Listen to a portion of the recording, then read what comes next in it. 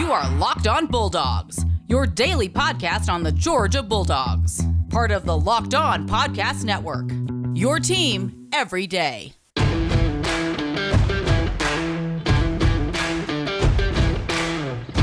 Hello and welcome to the Locked On Bulldogs podcast. I am Daniel. And I'm Clint. Welcome back, y'all. It feels good to still be number one. Hello. I almost have forgotten what it feels like to not be number one, to be honest with you. It feels like it's just like a warm blanket. It feels like home. Feels like this is where we belong. Because it is where we belong. And if you believe so as well, that's because you're a dog fan. You know exactly what we're talking about. Welcome to podcast. This is Locked On Bulldogs here on the Locked On Podcast Network, your team every day. He is Daniel. I am Clint. We're fans. So that's right. Hey, tell him about it. This just in. Florida fan. Tell him. Kentucky fan that is in our comments, in our mentions, calling us homers. Hi. We are fans. Period. Okay. So like fans, if you're going to come at us for something else besides, one being right all the time. Kentucky fan, Florida fan, Auburn fan. Like we ain't wrong. Two, we're fans. You're a fan. We're a fan. That's why you're on this podcast. So glad you're here. We want your fandom to increase. We are not gurus or insiders by any definition of that term. And we're happy for it. Happy for it. Don't take us too seriously.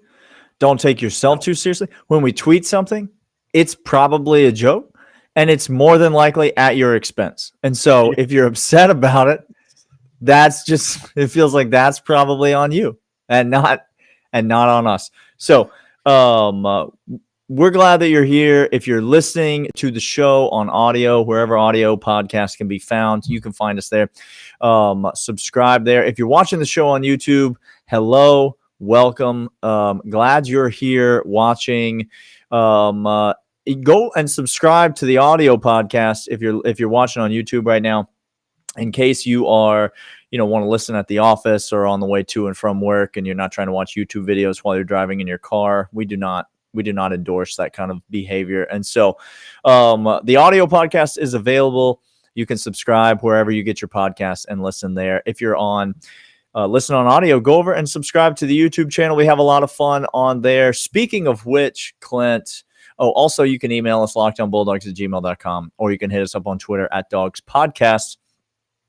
And Clint, we're going to open up the mailbag this week. So we're going to open up the mailbag after the mailman delivered on the mailman is always delivering mail, Clint. On Sunday, on Saturday, it doesn't, whatever day you have, whatever location, it doesn't matter. He delivers touchdowns to Brock Bowers. That's correct. He just puts it up there. Brock Bowers not even looking for mail, but yet mail just gets dropped right into his lap, Clint. Similarly, we are looking for mail. It's a bye week, and so Friday. Let's do it on Friday, Clint. Let's open up the mailbag. We're going to get to it on Friday. We'll sift through all the mail, but here's where you're going to leave the mail. You can send it to us on Twitter. You can send us an email. Those are fine. But what you should do is just comment in this video your question. So leave us a comment in this video, Monday's video. Send us your mailbag questions, and we are going to answer as many of them as we can on Friday's show. Will we have a special guest for that show? I don't know. It's hard to say. I don't. Last time mid Thursday episode, we just called in a favor and one came rolling our way. Listen, you don't even know when the guests are going to show up, but tune back in tomorrow and you may find out. So, drop us a question. It could be about it. It could be about this season, this team. If you're a longtime listener to the show, then you know that there are no questions that are too ridiculous for us to answer. Send us a this or that related question, a would you rather question. If you want us to do an impromptu power rankings, we could do a power rankings for whatever it is. Last year on the bye week, we did whiskey power rankings. Cheers to you. Cheers. This episode brought to you by whatever's in my cup right now. All right, listen, Clint. Yes. Kentucky game happened. Ooh. Did we cover? We did not. No, we did not cover. Did we cover the first half total? We did not. Did I lose a tremendous amount of money betting on this football game? Yep. Yes, I did. Do I feel bad, Clint? No, I really don't. No. I really don't, Dawgs fans. Ever. Tell the people how they should feel after watching this Kentucky game, Clint. Big picture feelings. Guys, let me tell you exactly. We have faced 4 ranked teams. 4. Okay? Not scrubs, not somebody just Johnny come lately into the top 25. I'm sorry. Teams. Oklahoma fan says we've faced no one. Oklahoma fan. Guys. You've lost all credibility. Oklahoma. It's not a thing. It's not a thing. It's not a thing. 4 of them, they have been grueling physical games. Now, this is what I want you to walk away with. Kentucky was a good team. That is a good offensive. They still are. They still are. Absolutely. They're going to be the second best team in our division. Okay. Maybe in our conference. Maybe in the conference. Listen, Alabama fan, are you here yet? No, not yet. They're not here yet. Blink twice if you can hear me, Alabama fan. They're not saying anything. They are here, but they're not commenting. It's very quiet. Very quiet on that front. Yeah. No, look, we took Kentucky's best shot. If you don't understand that offensive coordinator for Kentucky, my hat's off to you. You called the best game of your entire career. I don't know your name. I didn't take the time to listen to it and figure it out. I'm sorry, but you coached your backside off. That was an incredible call, incredible game. I was impressed with Kentucky. They were physical. They were good. They were tough all the way through, defense and offense. And we took it on the chin from them, their best shot. And we turned around and said, may I have another? Yes. And this just in, our turn. So how you should feel is we took a good team to the shed and crushed their will. Guys, I'm not exaggerating. I know the score we didn't cover. I know they scored 2 touchdowns on us. We crushed their will. Kentucky couldn't do anything they wanted to do, and it took every best shot that they could give us to even get 13 points. My word, this team is special. But Clint, I think you're bearing the lead. I think we should. You're missing trying. the point. The point is, did you see Kentucky win the national championship there at the end of the game? Did you see them celebrate in the end zone, dance in the there were people dancing in the end zone. That's when they scored a touchdown. That's it. Thank you. You realize this. A team scores a meaningless touchdown with no time left, and they call timeouts. They call timeouts down by 3 scores. They fumble the ball. The refs don't even review it because the refs just desperately want to go home. They don't care. They care about nothing. They score a meaningless touchdown to lose by 17 points. Yes. And they are dancing in the end zone, Georgia fans. That's the team you have. Like, just soak that in. A team is celebrating the moral victory of scoring 13 points against you.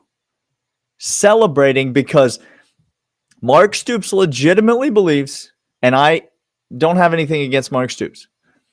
I like Mark Stoops. He's a good coach. He is a coach that I would not be embarrassed to have in my program. Nope, not at all. But Mark Stoops legitimately believes, and you could say he's wrong, you could say he's right, it doesn't matter. He's in a head coaching position in the SEC, and he actually believes this, that scoring a garbage time, meaningless touchdown against Georgia might be enough to get them into a New Year's Six bowl game. And he might be right. He is right. He gets to say at the end of the year, to have this plays out, he could say we tied for the most points that Georgia has let be scored. We only lost by 17 points at Georgia on the road. Tell me that's not a talking point in a press conference at the end of the season for Kentucky if everything goes their ways with the rest of the season, with the rest of these games. I mean, listen, there won't be a closer game at Sanford than that this year. I promise you that. So that's my only problem with that touchdown was at the end of the game, after the game press conference, he was asked, the first question by a reporter said, Mark, what kind of statement were you trying to send getting that score at the end? And he said, I don't really know what kind of we had a chance to score, so we scored. Okay, Mark, it took 22 plays, 11 and a half hours, all of your bags of tricks to score. You don't tell me you don't know. You come out and say, I wanted to put more points up, and I did. That's what you say. And look, double down on it, I'm man. not even mad about it. I'm not even mad about it. I'm mad that we didn't cover. I'm mad that I lost a lot of money. I'm not mad at Mark Stoops. I'm not mad at the Georgia defense.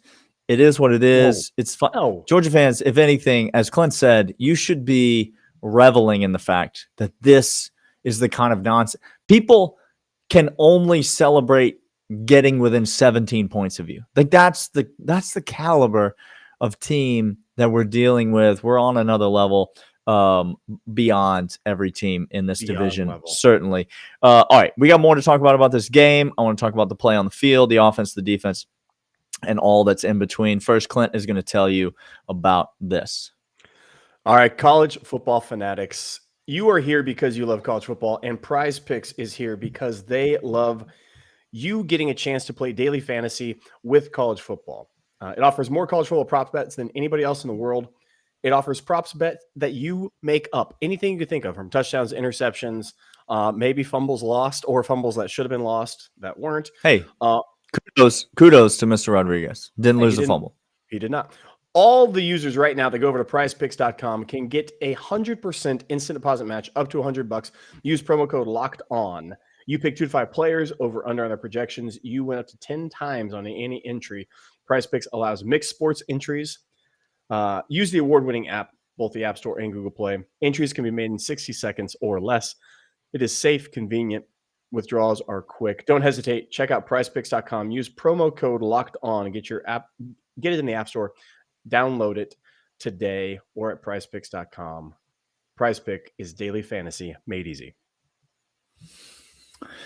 Clint, the Kirby Death March moment of the week. Hashtag Kirby Death March. Yep. Do you have a vote? I'm going to say, I almost want to say the entire second and third quarter were the Kirby Death March in this game. First quarter, real look. Kentucky came out. They came with their best. That offensive coordinator, like I said, made a game plan of his life. I don't know who they're playing this week, but just whatever that spread is. They're playing bye. They have that opponent bye. Well, they real lucky because if they were playing a game, I'd take the points on whatever else team they're getting. Yeah, it was a second and third quarter, and it was especially coming out of half. Stetson Bennett played horribly the first half. He had a couple good throws, but horribly. He was like 5 of 10. Second half, he came out, and they just said, nope, we are still throwing darts, Stetson. Go get you some Zamir White run, the Kendall Milton run, the James Cook run. Yep. That was the imposing death march. It was a second and third quarter where he said, all right, first quarter, I let you have that. But now it's mine. Yeah. Those three guys, Kendall, Zeus, and James, each had a run that stands out. I know they had more than one run, but they each had a run that stands out. And that Zamir White run where he cut it back inside, and then he was just gone, Clint. Just gone through that hole. I think I'll just say it for you. Zamir White doesn't make that cut 2 years ago. He doesn't do it. He doesn't have it in him. He doesn't see it. He doesn't make it. This guy, kudos to him for going through all the rehab, getting healthy, getting his game back. It's fun to see. He is a tremendous runner of the football. I thought Kendall Milton made his best run of his Georgia career in this game. I thought it was the best. I thought it was the best run we've ever seen from him. And James Cook just continues to impress, man. He just, week after week, he just continues to prove two idiots wrong who had the nerve to get on this podcast and doubt him. We're the idiots. Yeah. If that was, everyone knew that already, Okay, Clint. well. So, no, we're not. What else stood out to you offensively, defensively? What else stood out to you on the field in this game? Here's what stood out to me.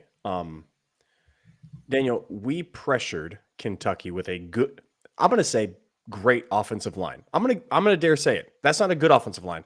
That's a great offensive line. That offensive line, traditionally great run blocking offensive line. Obviously, we held them in check on the run game. Rodriguez, 7 carries, 7 yards, well documented. But pass pro has been a weakness for them. We talked about this with Sarah last week. We talked about this on the pod multiple times last week. Pass pro has been a weakness for them, but boy, did that pass pro hold up, Clint, for Kentucky. They did. And a lot of it had to do with play action and screen and slowing down our aggressiveness. Screen to the boundary was what I don't want to say this because we're not exercising all the demons out of the closet, but what last year wheel route was for us, screen to the boundary was this week for Kentucky and our defense. Nakobe Dean said, "I'm not having any of that anymore." Ask me if it just even is remotely scary to me. Like that screen to the boundary. Like, are you going to gain 4 yards? Maybe. That's what I mean. They popped off a couple. That tight end made a good play on one. But Daniel, this defensive line went up against a very good, imposing offensive line, held their own, and then got pressure, then took down Will. That stood out to me. The second thing that stood out to me is I'm going to flip it. Our offensive line pass pro, underrated for how excellent it is. Daniel, we can grade and we got backs to do so. But all of a sudden, our pass pro that was excellent the first couple of weeks of the season, we're still here and we're still phenomenal at it. When has our quarterback been under duress this season? Clint, hasn't happened. Hasn't happened at all. And listen, I know the narrative is we haven't played anybody. I get it. That's the joke. Sure. But ask opposing quarterbacks who played Arkansas how that defensive front is at getting after the quarterback. Ask people how that's been going. Ask opposing quarterbacks to this Clemson defensive front, especially before Brissy goes down with an injury. That defensive front, how are they getting after the quarterback? Ask people who played them. I know their offense is not worth anything, but we have gone up against some defenses. And like to your point, it's been that way all season. And this offensive line continues to impose their will. Jamari Sawyer back in action today. Justin Schaefer back in action. Played a great game again today. We just got bodies on top of bodies, and Stetson just standing back there surveying the field. Clint, run blocking, pass blocking, it was all there. When was the last time that we talked about Jordan Davis on the podcast? It's been at least a couple days, Clint. Couple days. Jordan, I will reiterate. I need to specify this if you're new. Roquan Smith and I had a good run. It was a solid. It was a fun time. He was my favorite dog of all time. Then Jordan Davis accidentally moved the entire house that we were staying in, and he said, "This is now my property, and that I live here now. A special place in my heart." Jordan Davis is my favorite Bulldog of all time, and there's no question about it. He's the best defensive lineman we've ever had at the University of Georgia. Come at me. It's just you cannot overemphasize, and you cannot quantify with stats what he does in a football game, Clint. But when you watch, it's inhuman what he's out there doing. He's in there blocking kicks, and he is taking on double teams, being held by 2 men, and still makes the tackle on a running back up the middle. It's absurd watching this guy play. And I'll tell you who else is absurd watching him play. It's been a couple weeks, but Brock Bowers, welcome back to the podcast. Guys, he can't go to the NFL. He can't go to the NFL for 2 more years after this. 3 years total at Georgia. He has 3 years. This is year 1. And then the number 2 and then the number 3 come after that. And he is mandated to stay here. That's a thing. That's a thing. He high pointed that ball, that touchdown. That looked like a wide receiver. Again, we've been saying this for time and time again. Brock Bowers, you want to talk about another guy who's inhuman. Brock Bowers is inhuman, and it's freakish what he can do with the ball. And somebody asked, I don't know if it was on Twitter or somebody asked, why does he wear a QB play sheet on his wrist? I'll tell you why. Because Brock Bowers is knowing where everyone is at all times in the offensive scheme. Case in point, that ball that he didn't realize was right above his head before he reached out his arms and caught it.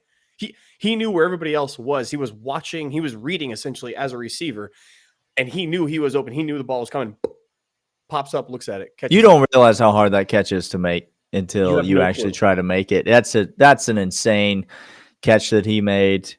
I remember two idiots last week told me don't sleep on these three freshmen, Ladd McConkey, A.D. Mitchell, and Brock Bowers having a game this week. Those guys have a game this week, Clint? Those three. Ooh, again, I know we're getting guys back. I really do, and I'm excited for the guys back. Jorge, come on back. It's great. Jorge, Dom, Kyrus is continuing to get healthy. Like I get it, but if you told me we're gonna roll these three as our receivers for the whole rest of the year, okay, I'm fine. Best wide receiver trifecta we've had in a long time. Okay. Ooh, my. Cool. Hey, we're going to come back after this. We're going to give you a big landscape take of college football. Did anything happen? We have so many things to do. T's and P's to anyone who had anything to do later today, because this third segment is about to go on for a indefinitely into the future, guys. First, I want to talk to you about the fine folks over at Built Bar. They are the best tasting protein bar on planet Earth. A million different flavors. We just got some new ones shipped to us this week. They are all delicious. They are all high in protein, high in fiber, low in sugar. They're all keto approved. They are all delicious tasting and healthy for you meal replacements, pre-workout, post-workout, on the go, at work, on the way to work. Whatever you need them for, Built Bar is there. And right now you go to BuiltBar.com. If you enter the promo code LOCKEDON15, you get 15% off your order. 1 box, 2 box, 3 box, a variety pack, or a single flavor. You can get anything from BuiltBar.com. Enter the promo code LOCKEDON15. You get 15% off your entire order. That's BuiltBar.com. Enter the promo code LOCKEDON15 for 15% off your entire order. All right, so we had a couple things that took place over the big landscape. Let's start in the SEC before we go meta to the whole nation. And Daniel, which trash? How are we gonna get away from the SEC? We're not. We're gonna stay there the whole time. But I'm gonna let you choose what trash, dumpster fire, awful. You talked about inhuman before. We used inhuman to talk about Jordan Davis and Brock Bowers as talking about their titans amongst men. I'm gonna use inhuman to talk about the deplorable, awful nature. Auburn fan, public apology to you. Thank you. For even putting Cue the music category of M-dubs. Cue it. Let me get that piano riff going, because I'm sorry, Auburn fan. Tennessee, I would fight anybody in orange tee right now and brag about it just because I could say they were wrong, and the judge would be like, you know what, you're probably right. Were they Tennessee fan? Oh, then they just murdered somebody before you did that. That's good on you. Listen, do you realize, Georgia fans, if you're a Georgia fan, you're listening to this podcast, even if you're another college football fan, heck, even if you're a Florida fan, sure, you might want to, by the way, turn the podcast off in about 4 minutes from now. Yes, sir. But even if you're a Florida fan right now, can we all just agree that there is something special about Tennessee fans? Do you realize, SEC football fan, do you realize, Bulldog fan, that there are people all over the country on Saturday night who didn't know that that's who Tennessee fans were, and they just learned that. That was a new piece of information to them. To you, you saw that on TV, and the commentators, the people in the booth, they're freaking out. Shocked. People are going crazy. They can't Utterly believe shocked. what's happening on the field. Georgia fan, you should have been watching that going, yeah, that's about right.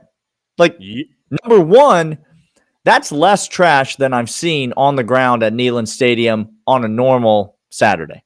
Okay? That's not even a record for the amount of trash that I've seen just thrown everywhere. Number two, that's exactly who Tennessee fans are. Guys, they're not. It takes a special fan base to make Lane Kiffin look measured and reasonable, Clint. And that's what we saw. Listen to that, guys. Lane Kiffin came away looking like the good guy. Mature. Like, oh, no. And Tennessee fans, that's you. You doubled down after the game. You doubled down and blamed the refs, and they you can't weren't walking away from your stupidity. You should be outlawed from ever putting fans in your stadium again. You Greg don't deserve it. Sankey, do what's right. Empty the stadium. Greg Sankey. Please do. Empty. You realize, Clint, this is not a joke. This is not made up. Okay. That they have removed condiments from the concession stands at Neyland Stadium. Their condiment privileges have been taken away. This Tennessee fans, the SEC said, we can no longer trust you with mustard because You weaponized an Uster. we know. Guys, We know what you're going to do with it. We know what you're going to do with it. It's gross. It's deplorable. And it is perfectly fitting for what may be the worst fan base in college football, possibly second only to Florida. How are you all doing, Florida? Here's Okay. the deal. Let me state for the record one more time. Please, oh please, keep Dan Mullen in your facility. Don't let him leave. Don't let him go. As a matter of fact, he can actually go talk to anybody he wants because no one's going to take him. Just don't fire him. That's not been a threat for multiple years. He actively called people after last season, and he was like, "Hey, what about a job? What about a job for me, guys? What are you thinking? Here's my resume. Here's who I am." And everybody said, "Who? What year was it when Florida had their best team in over a decade? Clint, what year was that? Was that recently? Last year. It was last year. They had their best team in over a decade. Very recent. Okay. What was the record of that team, Clint? 8-4. It was 8-4. It was 4 losses. Huh. What's the record of this team, Clint? I'm sorry. We almost It's there. It's Daniel? 4-3. No, we're getting close, and nigh upon 11 days, 12 days from now, Clint is knocking. It's coming. What's coming? What's coming knocking? Ooh, what's that Who's coming that? down the tracks? Yeah, I think you know what's coming down the tracks. Okay. We said Florida was going to go in and cover the spread easily. But you realize LSU was not a bad team running the football, Clint. They were not near the bottom of rushing stats in the NCAA. They had the 3rd fewest rushing yards in all of Division I football. So, Daniel, what you're saying to me is the bottom of the barrel had 2 layers of teams, and then LSU. One of them was Mississippi State, which they have like 7 rushing attempts on the season. They don't ever rush the ball. That's not a thing. Well, And then another team, and then LSU. Okay. guys, this is the front 7 that Florida told us was the best front 7 in all of college football. all the land. They're the best. They're better. Whatever, Georgia. You don't have anything on us. I can't. You can't make this stuff up, Brenton Cox. And then bro came out, running back from LSU came out. Don't know his name. Don't care to. Doesn't matter. I think he's got 3 names in there. He rushed for 270, Clint. 270. I'm sorry. Not 100, not 27, not 7 like the leading SEC rusher did against your Dogs. Was the leading SEC rusher. Was until you don't have to play us every week. Yeah.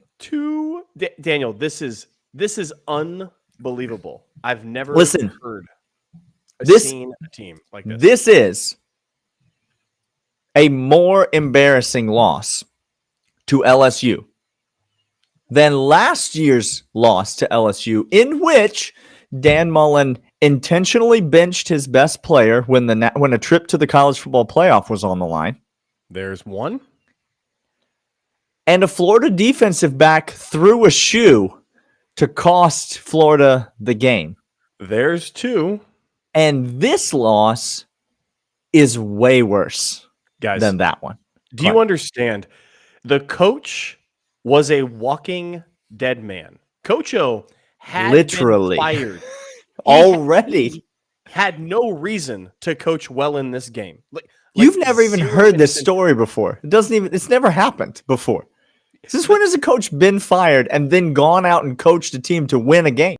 They were down all them scholarship players, everyone having surgery, Coach O being done, investigations left and right. Dan Mullen comes in thinking he is high on the hog. He's going to go ahead and run the table, and they get Bush League tripped up and beat down by LSU, who was out their best wide receiver on another quarterback. The story writes itself, and they deserve it. Every last piece of it. Todd Grantham gets a 50 burger hung on him by the most inept LSU offense in a generation. Okay? A 50 burger. Todd was holding that sheet, and he was like holding it so tight, and like when we were like, "This is my safety blanket. I'm fine behind this sheet. No one can see me." Dan Mullen, it's just a thing of beauty because you all know, if you're a Georgia fan, the national narrative about Dan Mullen. We don't have to remind you of that. Florida gets exactly what's coming to them, and now instead of Florida fans feeling good about themselves after beating a terrible LSU team, now, Georgia fans, we get 13 days of Florida fans calling for their own coach's job, and we just roll into Jacksonville. And listen to me, Georgia fans. Look me in the eyes. Okay. There's not one thing that this Florida team can do that is even remotely scary for Georgia. 4 picks, no running backs, no defense, nothing.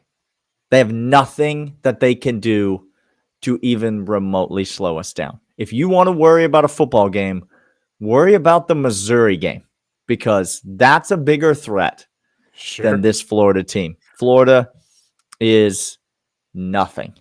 Check back in 10 days and see what we have to say on locks. If you could find point spreads on it right now, I looked all day today looking for some just low budget degenerate that wanted to give me an early line on this, because I need to bet it. I need to invest money into it. Emptying the account on this game. Hey, we're going to come back tomorrow. We're going to talk more Georgia football. We're going to have guests this week. Look out for a couple of good ones. Might have a repeat. Yeah. Definitely will have a repeat. Big time guest this week, a big week for the show. It's a bye week, but there's tons to talk about. Don't forget, Mailbag on Friday. Leave us a comment in this video with your question that you want us to answer. We'll get to it. Make sure you're subscribed to the YouTube channel and leave us a comment, and we will try to answer your questions on Friday's episode. So leave it, drop it down in this video, and we'll get back to it then. We will talk to you guys tomorrow. See ya.